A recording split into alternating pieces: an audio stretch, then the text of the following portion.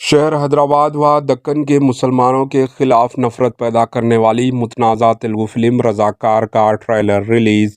Film کے خلاف censor board اور پولیس سے رجوع ہونا وزیر KTR کا تیقن۔ دکن بالخصوص حیدرآباد کے مسلمانوں کے خلاف نفرت پیدا کرنے والی متنازع تیلگو فلم رضاکار کے ٹریلر ریلیز کرتے ہوئے ہی یہ تنازعات میں گہرا نظر آ رہا ہے۔ فلم کی کہانی آزادی کے بعد کے ہندوستان کی ہے۔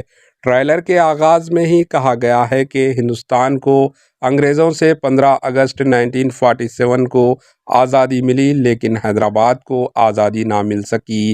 وہاں نظام کی حکمرانی تھی، ایک اسلامی حکومت جس کے بربریت کی حدیں پار کر دی۔ سوشل میڈیا پر ایک طبقہ اسی دی کشمیر فائلز کے بعد ہندوؤں کے ساتھ ہونے والی ناانصافیوں کی حقیقت کو دکھانے والی ایک اور فلم قرار دے رہا ہے۔ وہیں بہت سے لوگ کہہ رہے ہیں کہ یہ ملک اور معاشرے کی ہم آہنگی کے لیے مہلک ثابت ہو سکتی ہے۔ دلچسپ بات یہ ہے کہ فلم رضاکار کا ٹریلر اتوار کو ریلیز کیا گیا، جسے بھارتیہ جنتا پارٹی نے حیدرآباد کا یوم آزادی قرار دیا ہے۔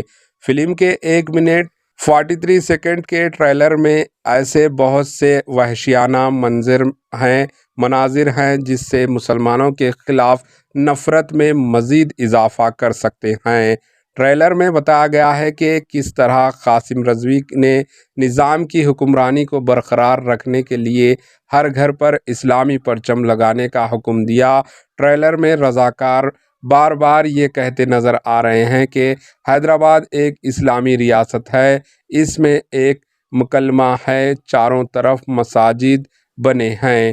اسی دوران تلنگانہ کے IT وزیر KTR نے اس فلم پر تبصرہ کرتے ہوئے کہا کہ BJP کے چند دیوالیہ جوکر تلنگانہ میں اپنی سیاسی پروپیگنڈا کے لیے فرقہ وارانہ تشدد اور پولرائزیشن کو بھڑکانے کی پوری کوشش کر رہے ہیں۔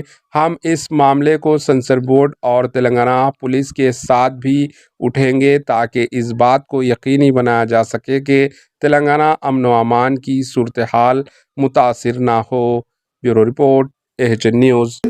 దానికి మేము సిద్ధం ఉంటాం। ఈ మూవీ ఎట్టి పరిస్థితుల్లో రిలీజ్ అవుతుంది।